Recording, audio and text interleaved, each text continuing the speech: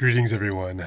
Pastor Nathan of Grace Lutheran Church back again with another edition of the Semicon Vids is what I said. I'd call it. The long title would be the summer video series following the semi-continuous track of the Revised Common Lectionary. So you can see why I shortened it to Semicon Vids.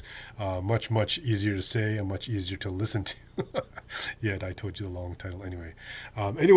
Semi-continuous readings for this upcoming Sunday, which is the 7th Sunday after Pentecost, July 19th, 2020. Look at my calendar there. As you see, I'm back in the office today. I was here recording the service for this upcoming Sunday. And I thought since I'm here, I might as well get this done so I don't have to do it tomorrow when I get home. I'm going home tonight. Tomorrow when I'm at home all day, I can focus on doing other things rather than doing this. I'm in a recording mode. I might as well do this. Anyway, that's a lot more information than you need to know.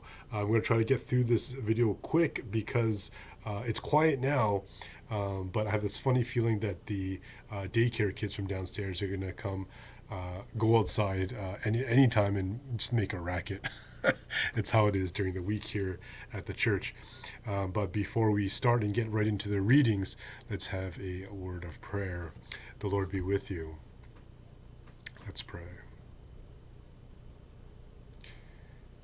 Rock of Israel and cornerstone of our common life, you're not bound by our visions, our structures, our doctrine.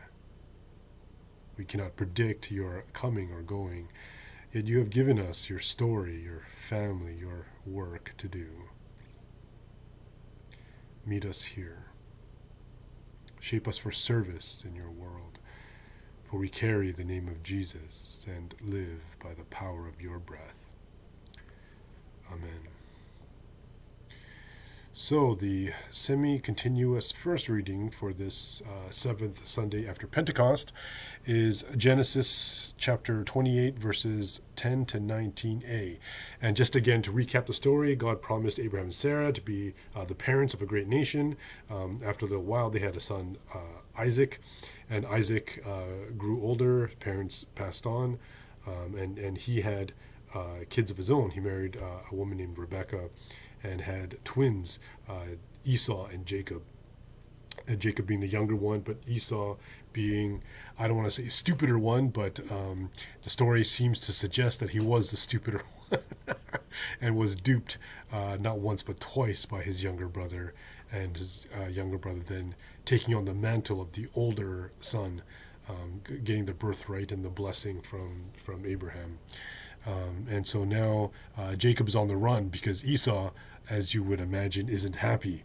So Jacob is on the run and trying to make do with what he has, and I guess trying to survive because his brother Esau is a pretty tough dude. So I'd be scared as well. I mean, he's like a bear. He's all hairy and stuff. Anyway, here's the readings. Again, Genesis chapter 28, verses 10 to 19a. Jacob left Beersheba and went toward Haran. He came to a certain place and stayed there for the night because the sun had set. Taking one of the stones of the place, he put it under his head and lay down in the place. Sounds pretty comfortable. And he dreamed that there was a ladder set up on the earth, the top of it reaching to heaven, and the angels of God were ascending and descending on it. And the Lord stood beside him and said, I'm the Lord, the God of Abraham your father, and the God of Isaac. The land on which you lie I'll give to you and your offspring, and your offspring shall be like the dust of the earth. And you shall spread abroad to the west and to the east and to the north and to the south. And all the families of the earth shall be blessed in you and in your offspring. Know that I am with you and will keep you wherever you go, and will bring you back to this land, for I will not leave you until I've done what I promised you. Then Jacob woke from his sleep and said, "Surely the Lord is in this place." You think, Jacob? Surely the Lord is in this place, and I didn't know it. And he was afraid and said, "How awesome is this place! This is none other than the house of God, and this is the gate of heaven." So Jacob rose early in the morning, and he took the stone that he had put under his head and set it up for a pillar and poured oil on top of it. He called that place Bethel, the word of the Lord. And the semi-continuous psalm for this seventh Sunday after Pentecost is Psalm 139, verses 1 to 12, and then 23 to 24. This is Psalm 139. Lord, you have searched me out. O Lord, you have known me. You know my sitting down and my rising up. You discern my thoughts from afar. You trace my journeys and my resting places and are acquainted with all my ways. Indeed, there is not a word on my lips, but you, O Lord, know it altogether. You encompass me, behind and before, and lay your hand upon me. Such knowledge is too wonderful for me. It is so high that I cannot attain it. Where can I go from your spirit? Where can I flee from your presence? If I climb up to heaven, you are there. If I make the grave my bed, you are there also.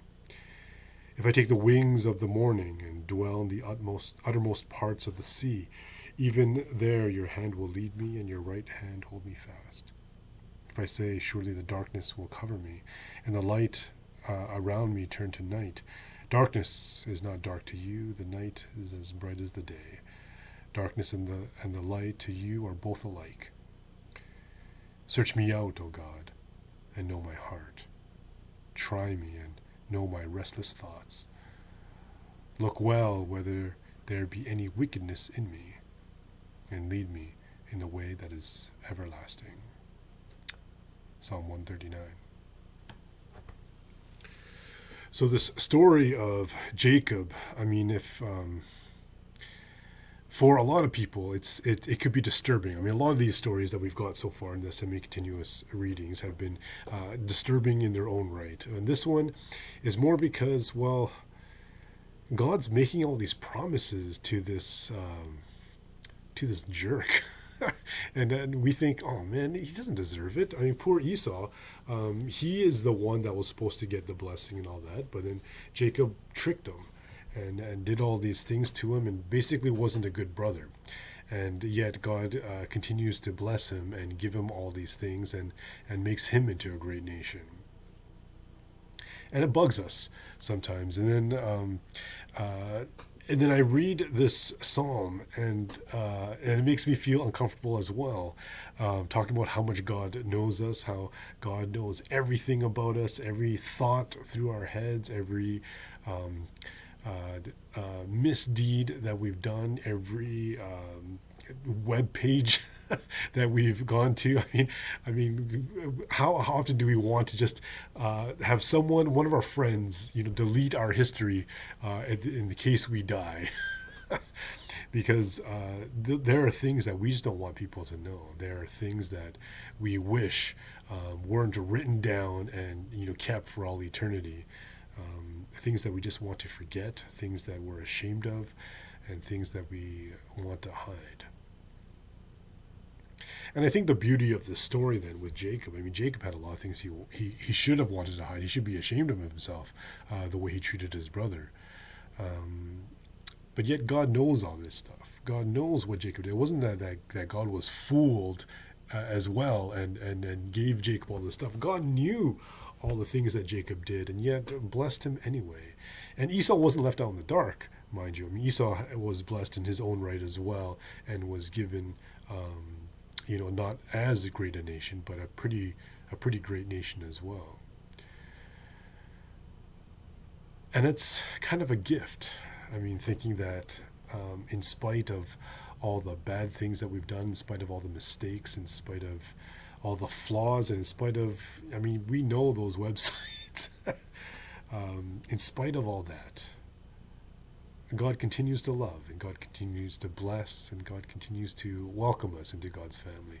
And I'm not saying that, go and do whatever, go and do all these bad things, act like a jerk to your siblings, surf the net all you want, and just corrupt your mind with whatever. But what I'm saying is, no matter how hard we try, no matter how good our intentions are, we're going to screw up. We're going to make mistakes, and we're going to do things that we're like, I wish I could have a do-over on that one, because it wasn't cool. I mean, we all have those skeletons. We all have those moments of our past we just like to forget.